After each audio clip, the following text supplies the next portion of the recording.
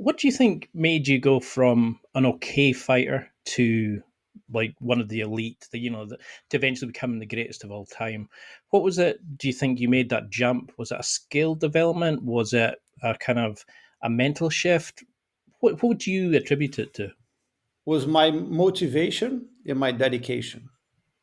My motivation to be the best, which when I decided to become a fighter, to train to be a champion, I wanted to be the best. Even back then, when I was like nothing, I was one of the bottom, the bottom of the line below everyone, and no one really. That's why no one really pay attention to me. You can see as a kid someone who has talent, right? You can see, oh, this kid can be really good. So he kind of shows something when he's a child. Because I never really dedicated, stay away. I never really showed anything. So nothing that people would see and say, oh, he has great talent. For me, I was just a normal kid. And so my motivation to be the best and my dedication daily to become the best. I think were the two combinations that made me. It's scary to think of you even considering yourself the low. Like from what we see now, it's hard to imagine you getting beaten and struggling because you have this kind of instinctual way of controlling people. Like I I watch and all sometimes as you just it looks like you're about to get swept and you just shift your leverage, your base, you just have this sort of natural flow with it.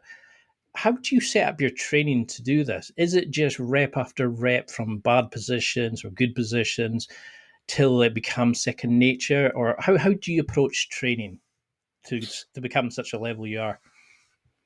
Uh, I think, when you approach training is like when you're going to train with someone, you facing each other, you're trying to win.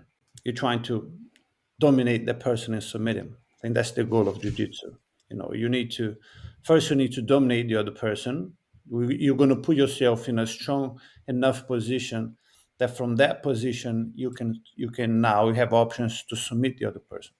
Then that's the goal. Once you can dominate someone, then submission ideally should be easier. Then if you're in an equal position, then it's very hard because the other person is in a position as strong as you. Then he's fully ready to defend your attacks. When you're in a very dominant position, like if you mounted someone, sitting in the person's chest, that person's completely pinned. So for him even to escape that position, then he'll give you something. That's the position you want to be, to have fully control of the other person before you submit. And I think the way to approach is like, you constantly trying the same goal. It's to put the person in a pinning position and then submit him. So it's the repetition, and over again teaches you everything. Back then I used to teach. I used to train every day, twice a day. I've done that for years and years.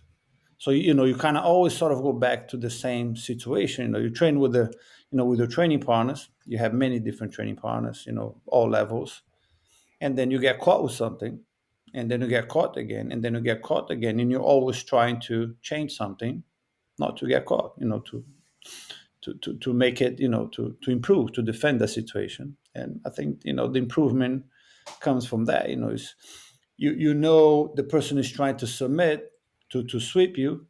He'll sweep you once, twice, as many times as he needs for you to change something. Then when you change, now it becomes harder. Then you improved.